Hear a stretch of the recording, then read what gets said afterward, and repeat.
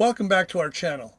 Today I'm diving into an essential tool for mead makers looking to optimize their fermentation process, the spunding valve. Whether you're a beginner or a seasoned mead maker, this video will take your fermentation to the next level. Don't miss out. So what exactly is a spunding valve? A spunding valve is a device used in brewing to control the pressure within a fermentation vessel. It allows mead makers and wine makers, as well as beer brewers, to ferment under pressure by releasing excess CO2 while maintaining a set pressure level. This is especially useful for naturally carbonating beverages and controlling fermentation characteristics during fermentation. Hey everyone, before I dive deeper, hit that like button and subscribe to the channel. It really helps me keep bringing you awesome and important mead making content you can use on your next mead batch. And don't forget to go to the description or comments to get a link to my ebook, The Practical Mead-Maker, and my AI mead making tools. Whether you're a seasoned mead maker or just starting out, this ebook offers valuable insights to enhance your mead making. Now, let's talk about how to use a spunding valve. First, the setup. You'll need to attach the spunding valve to the gas post of your fermenter, or directly to an airlock port if your setup allows. Ensure all connections are secure to avoid leaks. Then, set the desired pressure level by adjusting the spunding valve. It's best to start with a lower pressure setting, gradually increase your target pressure, commonly between 0.5 and 1 psi for mead. Monitoring is crucial. The spunding valve typically includes a pressure gauge that displays the internal pressure of the fermentation vessel. If the pressure rises above your desired level, the spunding valve will release excess CO2. Adjust the valve as necessary to maintain the target pressure. Regular maintenance ensures your spunding valve functions correctly. Check it periodically to prevent clogs, and clean it and sanitize it to avoid buildup that can impede its operation. Always keep the pressure within safe limits for your fermentation vessel to prevent any risk of rupture. Now let's talk about the benefits. Using a spunding valve allows for natural carbonation of your mead during fermentation. This results in a smoother, finer carbonation compared to forced carbonation, and is more cost efficient since it reduces the need for additional CO2 injection equipment. Fermentation under pressure can also suppress undesirable yeast byproducts, such as fusel alcohols and esters, leading to a cleaner flavor profile. It enhances the yeast performance and reduces the risk of stall fermentation. I also find that it brings out more of the honey characteristics. A controlled pressure environment minimizes the risk of oxidation, preserving the freshness and quality of your mead.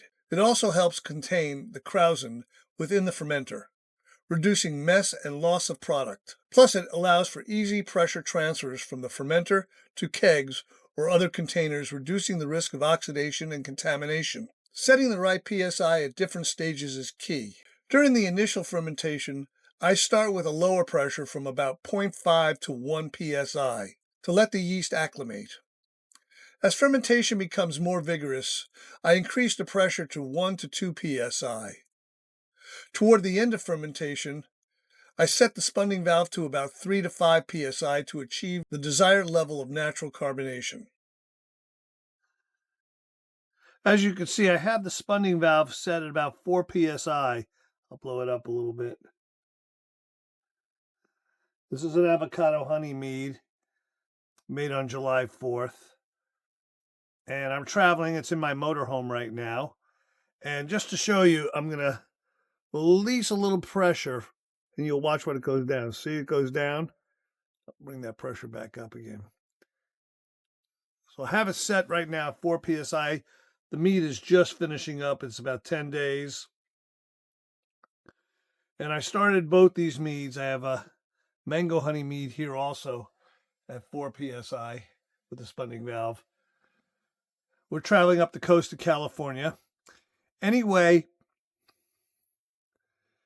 I started this at about 0.5 psi to 0.7.